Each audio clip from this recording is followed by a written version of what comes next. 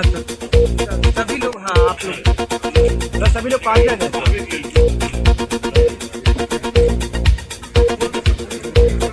और आगे जाओ ना, हाँ और आगे जाओ, आगे जाओ। मोबाइल है तो जीरो वाइड पंकज।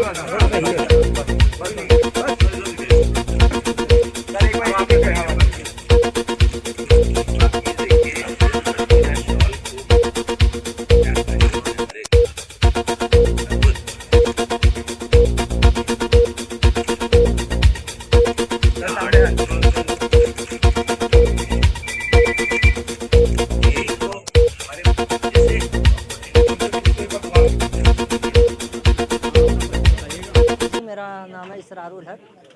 अगर बात की जाए तो आज काशी में जिस तरह से स्टॉल लगाया गया, क्या कहेंगे? क्या बोले? काशी में लगाया गया, जी जी, प्रदर्शनी लगाया, क्या कहेंगे? वो तो बेहतर ही है। कितना बढ़ावा मिलेगा? इससे बढ़ावा तो अच्छा मिलेगा। जो लोग इससे दूर हो चुके हैं बुनकर वाले, पश्मीना साल आने जाने से फिर जुड़ेंगे लोग, इसलिए इसमें मजदूरी बेहतर है। बुनकरों को इससे कितना लाभ होगा पश्मीना उत्पादों से, और कैसे लोग जागरूक होंगे बुनकर जो है, क्योंकि जो छोटे बुनकर हैं जी जी, वो इस योजना के बारे में जान नहीं पाते, इन बातों के बारे में जान पाते। देखिए ऐसा है कि साड़ी से मजदूरी इसकी बेहतर है, इसलिए लोग इससे जुड़ें और इसमें काम करें। साड़ी में लोग 250-300 तक काम करते हैं। इसकी मजदूरी है 1300 रुपये। 2.5 दिन में हम लोग बिन देते हैं इसको। 1 साल तो लमसम 500 रुपये का काम कर लेते हैं हम लोग। अगर बात की जाए तो कुछ अदर देश से भी आए हैं, जैसे लद्दाख से आए हैं, और काशी का लोग लद्दाख में भी कुछ 4 एक्सपोर्ट के माध्यम से होगा और यहाँ भी होगा। जी। कितना बढ़ावा होगा? देखिए अभी तो फिलहाल हम लोग 4-5 लोग जुड़े हैं और अभी काम शुरू हुआ है, फरवरी या मार्च से शुरू हुआ है। अब तक हम लोग 16 साल बिने हैं, तो काम उम्मीद है कि ये बढ़ेगा। जिस हिसाब की ये मजदूरी है, काम बढ़ेगा आगे। मैं लद्दाख बनारस में भी अब जो है पश्मीना कारोबार शुरू किया गया है, इससे कितना फ़ायदा मिलेगा लोगों को, कितना फायदा है इसमें, बहुत फायदा है। रोजगार के हिसाब से देखा जाए तो ट्रांसपोर्ट अब तक कितनी महिलाएं आप लोग के साथ जुड़ के इस काम में जुड़ी हैं? जो है इतिहास रचने की जो आप बात कह रहे थे, आज काशी में वास्तव में माननीय प्रधानमंत्री जी की प्रेरणा से इतिहास लिखा जा रहा है। पहली दफ़ा काशी की धरती पर पश्मीना शॉल जिनको बनाया गया है, उसका आज जो है विधिवत रूप से सेल की शुरुआत की जा रही है। पश्मीना जो देश की धरोहर है, लेह लद्दाख में होता है, उसे पहली दफ़े काशी की धरती पर लाया गया है। यहाँ के जो दक्ष वीवर्स हैं वो धागे से पश्मीना शॉल की बुनाई कर रहे हैं। आपने देखा, आपके सामने ही बहुत सारे शॉल्स रखे हुए हैं। ये अक्टूबर 2021 से सिलसिला शुरू हुआ और आज हम इस मुकाम पर पहुँचे हैं कि आज हम उसको लॉन्च कर रहे हैं। ये वास्तव में बहुत खुशी की बात है। सर कि अभी इसका पूरा प्रोसेसिंग समझाइए, कहाँ से धागा बनता है, इसका लद्दाख से कैसा रिश्ता है और काशी से कैसे रिश्ता है? देखिए, मैं आपको बताना चाहूँगा कि लेह लद्दाख में एक किस्म की भेड़ पाई जाती है जो -30 डिग्री पर रहती है।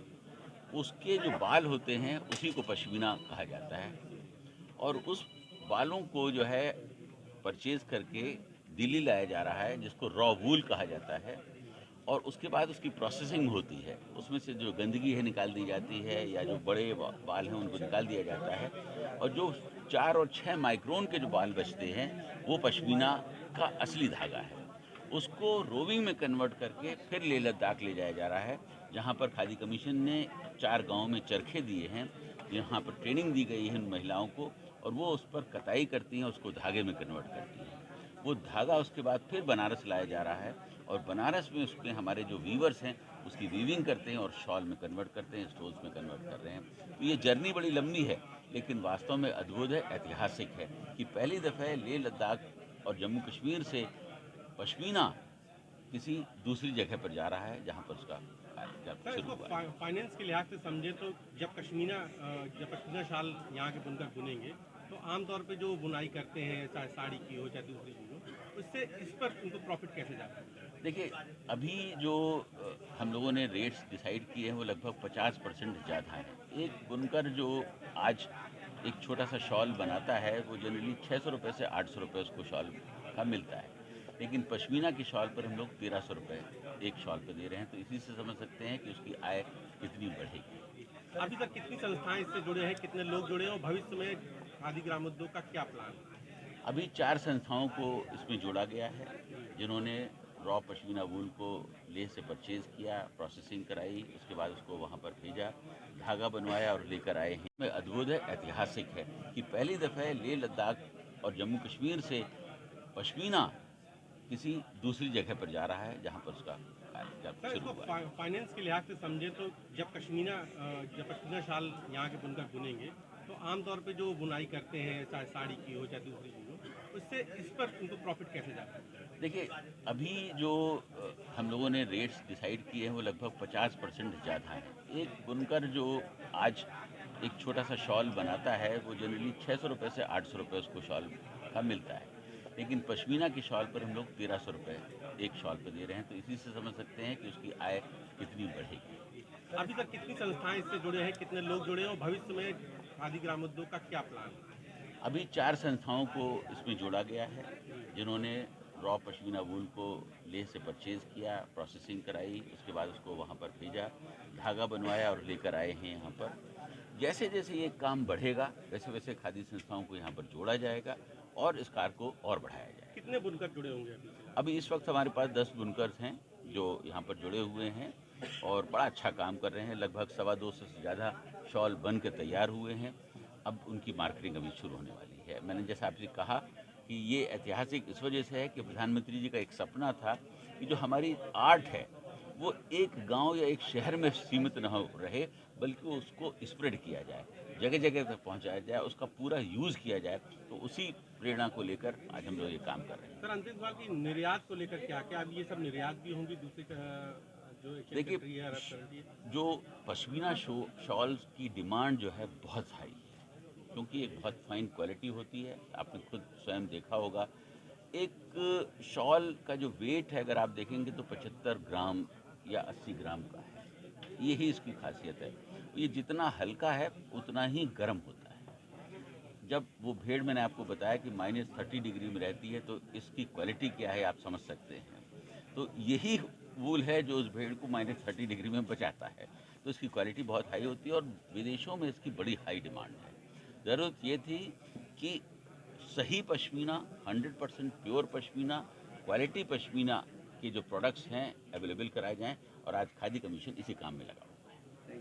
बुल हसन, ये बताइए कि खादी इंडिया जो आज कार्यक्रम चल रहा है, क्या कुछ है इसमें?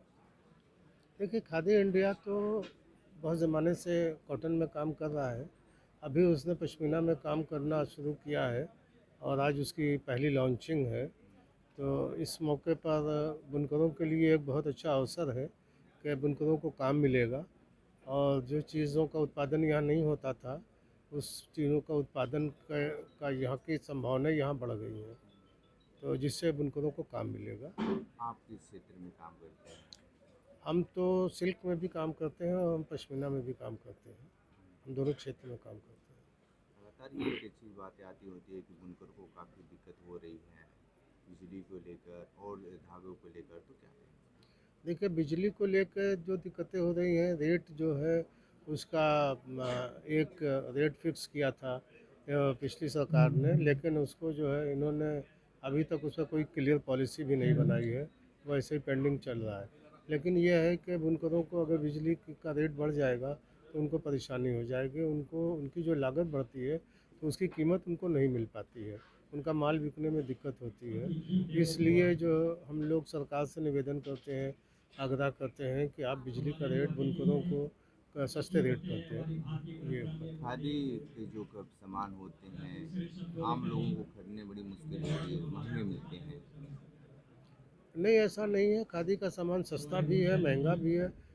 फ़र्क यह है कि खादी का सामान कभी भी मशीन से नहीं बनता है, हमेशा हाथ से बनता है।